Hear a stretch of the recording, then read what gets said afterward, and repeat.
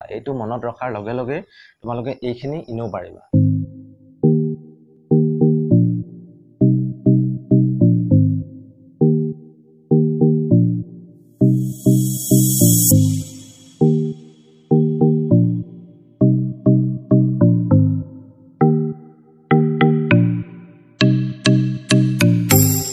মোৰ যেটো আগৰ ভিডিও আছিলে তাত তোমালোকক মই এটা সেন্টেন্স কৈছিলো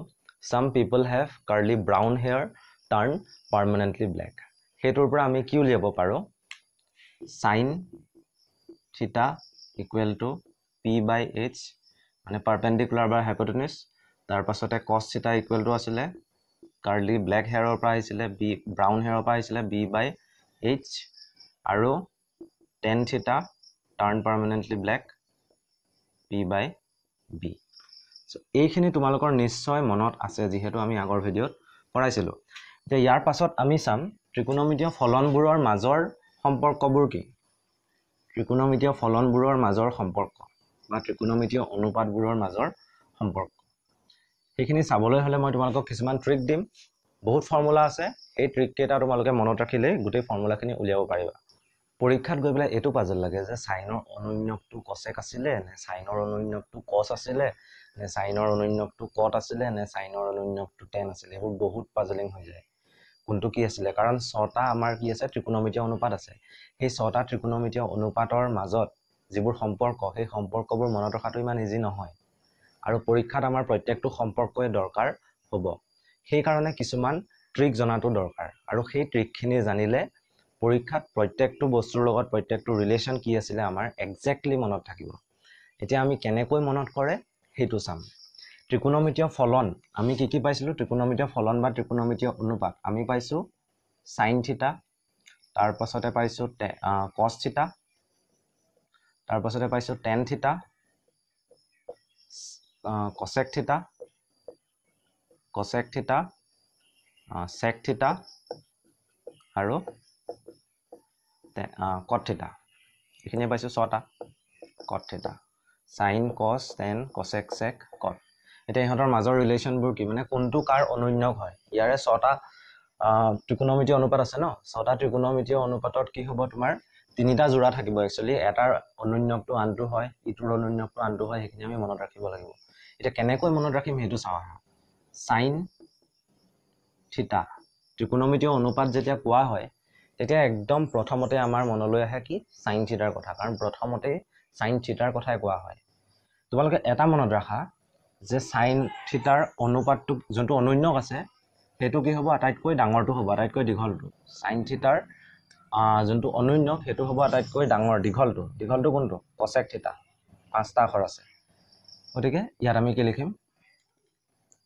cosec থিটা অৰ্থাৎ সাইনৰ অনুন্যক হৈছে cosec থিটা হৈ গল জাস্ট এইটো মনত ৰাখিলেই তোমালোকৰ হৈ যাব এইটো মনত ৰাখা বাকিখিনি সব হৈ যাব মই কিয় কৈছো চোৱা সাইনৰ cosec হৈ গল তাৰ পাছতে মই লিখিম cosec এতিয়া cosecটো মই মাজতে ভাঙি দিম ভাঙি দিলে কি পাম দুটা পাৰ্ট হৈ গল cos আৰু sec গতিকে মই ইয়াত কৰিছো cos থিটা আৰু sec টো লিখি দিম ইফালে sec থিটা হৈ গল আৰু কি থাকিলে আমাৰ হাতত দুটাহে আছে সাইনৰ অনুন্যক হৈ গল cosec তাৰ পাছতে cosৰ অনুন্যক হৈ গল sec আৰু কি থাকিলে আমাৰ হাতত থাকিলে tan আৰু cot থাকিলে সো tanৰ অনুন্যকটো obviously কি হ'ব লাগিব tan থিটাৰ অনুন্যকটো হ'ব cot থিটা এইখিনিকে আমি কেনেকৈ লিখিব পাৰো এক নম্বৰ ফৰ্মুলা ওলাই গল sin থিটা equal to 1 by cosec থিটা দুই নম্বৰ ওলালে cos থিটা equal to 1 by sec থিটা তিনি নম্বৰ ওলালে tan থিটা equal to 1 by cot থিটা নেক্সট আহিলে 4 নম্বৰ ইয়াৰে উল্টা হ'ব cosec থিটা equal to কি লিখিব পাৰো cosec থিটা equal to 1 by sin থিটা 5 নম্বৰটো লিখিব পাৰো sec থিটা equal to 1 by cos থিটা 6 নম্বৰটো লিখিব পাৰো cot থিটা equal to 1 by tan থিটা এতিয়া আমি এই গোটেই পৃথিৱীখন যে পালো জাষ্ট কাৰ পৰা পাইছো এই বস্তুটোৰ পৰা তোমালোকে মনত ৰাখা এই বস্তুটো sin থিটাৰ অনন্যটো হৈছে cosec থিটা এইটো মনত ৰখাৰ লগে লগে তোমালোকে এইখিনি ইনো পাৰিবা নেক্সট আমি আৰু কিছুমান ট্ৰিকলৈ যাম তাৰ কাৰণে আমি এটা সৰভুজ আঁকিব লাগিব সৰভুজ বা তোমালোকৰ হেক্সাগন বুলি কয় ইংৰাজীত সেইটো আমি আঁকিম কিন্তু তাৰ আগত আৰু এটা বস্তু চাম যেতিয়া স্কোৱাৰৰ কথা কোৱা হয় ত্ৰিকোণমিতীয় অনুপাতবোৰৰ যেতিয়া স্কোৱাৰৰ কথা কোৱা হয় তেতিয়া আমি সেইবোৰ কেনেকৈ লিখিব লাগে এই ছটা তোমালোকে নোট ডাউন কৰি ল'বা কৰাৰ পাছত বাকি ত্ৰিকোণমিতীয় অনুপাতবোৰৰ যেতিয়া স্কোৱাৰ কিউব যেতিয়া থাকে সেইবোৰ আমি কেনেকৈ লিখো তোমালোকে এটা কথা জানা যে 3 * 3 * 3 * 3 এনেকৈ যদি থাকে 3-4টা পূৰণ হয় তেতিয়া আমি কি কৰোঁ 3 টু দি পাৱাৰ ডাইৰেক্টলি 4 লিখোঁ তেনেকৈ কেতিয়া আমাৰ ত্ৰিকোণমিতিত কি ওলাব কেতিয়াবা sin থিটা * sin থিটা obviously কি হ'ব sin থিটা হোল স্কয়াৰ হ'ব মানে ব্ৰেকেট দিম sin থিটা দিম ব্ৰেকেট দিম স্কয়াৰ দিম এটা চাবলৈ গলে এইটো আমাৰ এনেকুৱা হ'ব লাগে sin থিটা স্কয়াৰ কিন্তু আমি এনেকৈ নিলিখো আমি কেনেকৈ লিখিম sin স্কয়াৰ থিটা অৰ্থাৎ sin থিটা * sin থিটা যেতিয়া কৰিম আমি কি লিখিম sin থিটা স্কয়াৰ নিলিখো আমি লিখিম sin স্কয়াৰ থিটা গতিকে এইটো ওপৰত যোনটো লিখিলো এই বস্তুটো এইটো কি হ'ব ভুল হ'ব এইটোহে শুদ্ধ হ'ব গতিকে আমি লিখিব পাৰো sin থিটা * sin থিটা = sin স্কয়াৰ থিটা তেনেকৈ sin থিটা সাপোজ 3টা পূৰণ হৈ আছে sin থিটা * sin থিটা * sin থিটা তো sin কিউব থিটা হ'ব ইয়াত 2ৰ জায়গাত আমি কি লিখি দিম 3 লিখি দিম তাৰ পাছত চাও tanৰ কথা tan থিটা * tan থিটা দুটা tan থিটা পূৰণ হৈ আছে আমি কি কৰিম tan থিটা হোল স্কয়াৰ এনেকেও লিখিব পাৰো বা সিম্পলি কেনেকৈ লিখিম tan স্কয়াৰ থিটা খালি আমি tan থিটা যদি স্কয়াৰ দিও তেতিয়া এটো কিন্তু ভুল হ'ব এটো ভুল হ'ব tan থিটা স্কয়াৰ এনেকৈ দিলে ভুল হ'ব আমি কেনেকৈ দিম tan স্কয়াৰ থিটা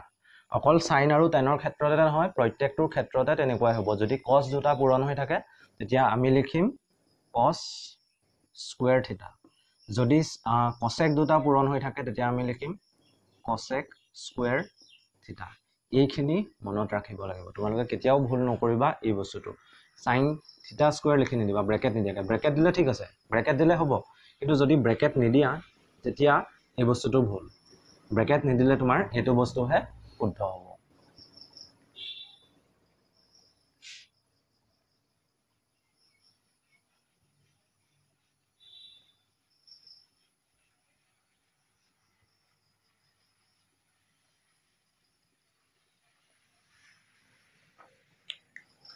এতিয়া আহিলে সৰভুজটোৰ কথা বা তোমাৰ যোনটো হেক্সাগন হেতুৰ কথা হেক্সাগনটো আমি আঁকিম ভালকে এটো এটা হেক্সাগন আঁকি লৈছো তোমালোকে এনেকৈ এটা বহি আঁকি লবা তাতে ফাৰ্ষ্টতে কি দিবা চোৱা ইয়াতে 6টা চুক আছে ন 6টা চুক আছে বা 6টা শীৰ্ষবিন্দু আছে আৰু আমাৰ ত্ৰিকোণমিতীয় ফলন বা ত্ৰিকোণমিতীয় অনুপাত কেইটা আছে 6টা আছে সেই 6টা আমি কি কৰিম তাত বহুৱাম 6টা চুকত কেনেকৈ বহুৱাম হেতু চাব লাগিব খালি তোমালোকে মন কৰা ইয়াত তোমালোকে লিখিবা sin থিটা এইফালৰ ওপৰৰটোত বাওহাতে ওপৰৰটোত sin থিটা লিখিবা তাৰ পাছৰটোত লিখিবা cos থিটা নেক্সট আহিলে tan থিটাটো তোমালোকে ইয়াত লিখিবা tan থিটা ইয়াত লিখিবা এই কেইডাল জয়েন কৰা এই কেইডাল জয়েন কৰিবা পইণ্ট কেইটা জয়েন কৰাৰ পাছত সাইনৰ অপোজিটটো কি আছিল যোনটো আটাইতকৈ দীঘল আছিল হেতু মই কৈছিলো সাইনৰ অপোজিটটো কি হয় cosec থিটা তাৰ পাছতে cosecটো যেতিয়া মাজত ভাগ কৰি দিও cosৰ অপোজিটটো কি হৈ যায় sec হৈ যায় সো cosৰ অপোজিটত কি আহিব ইয়াত sec থিটা আহিব আৰু tanৰ অপোজিটত আৰু এটাই বাকি থাকিল আৰুটো নাই tanৰ অপোজিটত এটাই আছে হেতু হ'ব কি cot থিটা ইয়াত মই এইখিনি মুহাৰি দিছো ইয়াত লিখি দিম 1 কিয় লিখিছো হেতু তোমালোকে পাছত বুজিবা এতিয়া ইয়াৰ পৰা যোনবোৰ ফৰ্মুলা আহিলে এক নম্বৰ ফৰ্মুলা দিছো মই sin থিটা = 1/cosec থিটা মানে অপোজিটত থকাটো কি হ'ব ডাইৰেক্টলি অনন্যক হৈ যাব ইয়াৰ অপোজিটত থকাটো অনন্য 2 নম্বৰটো ওলাব 2 number tan theta equal to 1 by cot theta 3 number ওলাব cos theta equal to 1 by sec theta হৈ গল 4 নম্বৰ কি ওলাব cosec theta মানে তোমালোকে আগতে লিখা ফৰ্মুলাখিনি equal to 1 by sin theta 5 number ওলালে 5 নম্বৰ কি ওলাব কটৰ অপজিটত tan আছে সেইটো ওলাব এটা cot theta equal to 1 by tan theta আৰু 6 নম্বৰ আৰু এটা ওলাব লাগিবই 6 নম্বৰটো কি হয় ওলাব sin tan cos cosec cot ওলালে sec আছে sec theta কি হ'ব 1 by cos theta so এইখিনি ৰিলেচন ওলাই গল একৰ পৰা 6 লৈকে 6টা ৰিলেচন ওলালে তাৰ পাছত আমি আৰু উলিয়াবলৈ চেষ্টা কৰিম এই 6টাটো হৈ গল নেক্সট আমি কি চাম চোৱা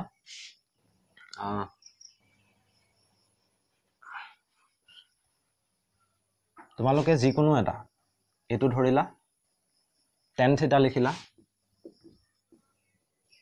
তাৰ পাছতে এনেকে ঘুৰিবা ঘুৰুতে tanৰ পাছতে কি পাইছা sin পাইছা cos পাইছা সো তোমালোকে লিখিব পাৰা tan theta equal to sin theta by cos theta ঠিক আছে নেক্সট sin tanৰ পাছত কি আহিলে tanৰ পাছত আহিলে sin theta equal to কি লিখিবা sinৰ পাছত কি আছে cos আছে cot আছে sin theta equal to কি হ'ব cos theta by cot theta next আহিলে cos cosৰ পাছত কি আছে cot আৰু cosec আছে cosৰ পাছত আছে cot theta আৰু তলত আহিব cosec theta সিম্পল একেবাৰে 4 নম্বৰটো কি হ'ব আমি cos লৈকে কৰিলো cot কৰিম cot theta equal to কি হ'ব cosec theta by sec theta cot theta equal to cosec theta by sec theta 5 নম্বৰটো কি হ'ব cosec theta equal to sec theta by tan theta cosec theta equal to হ'ব sec theta by tan theta sec theta by tan theta তাৰ পাছতে 6 নম্বৰটো কি হ'ব sec theta equal to tan theta by sin theta sec theta equal to tan theta by sin theta ইয়াত তোমালোকে কি কৰিলা জাস্ট এটা তুমি ত্ৰিকোণমিতি অনুপাত লৈছা তাৰ পাছৰ দুটা চাইছা পাছৰ দুটাৰ প্ৰথমটোক দ্বিতীয়টোৰে ডিভাইড কৰি দিছা এটো ইকুৱেল টু কি হ'ব এইটো ডিভাইডেড বাই এইটো মানে sec theta equal to tan theta divided by sin theta আৰু 6টা ওলাই গল আমাৰ এই 6টাৰ পাছত আমি আৰু 6টা চাম এতিয়া আমি এনেকেহে ঘুৰিছো এতিয়া আমি কেনেকৈ ঘুৰিম উল্টাকে ঘুৰিলেও একেই হ'ব মই এইখিনি মোহাৰে দিছো উল্টাকে ঘুৰিলে তোমালোকে কি পাবা একেটা বস্তুৱে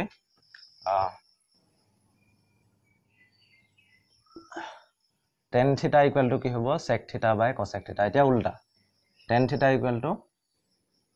sec theta by cosec theta sin theta sorry তাৰ পাছত আহিলে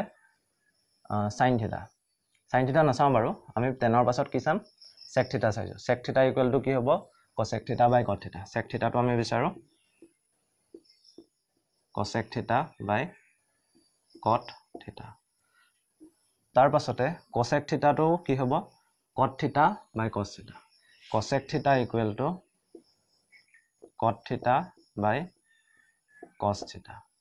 তাৰ পাছতে cot theta equal to কি হ'ব cos theta by sin theta cot theta equal to cos theta by sin theta cos theta equal to sin theta by tan theta cos theta equal to sin theta by tan theta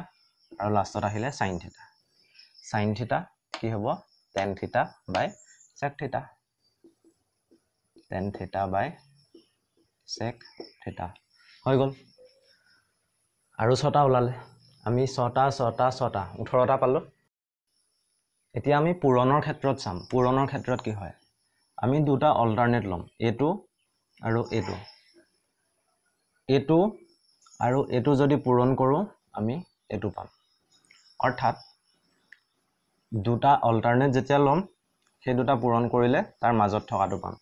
মানে tan theta equal to কি হ'ব sin theta into sec theta sin theta আশে পাশে কি আছে এফালে আছে cos theta আৰু এফালে আছে tan theta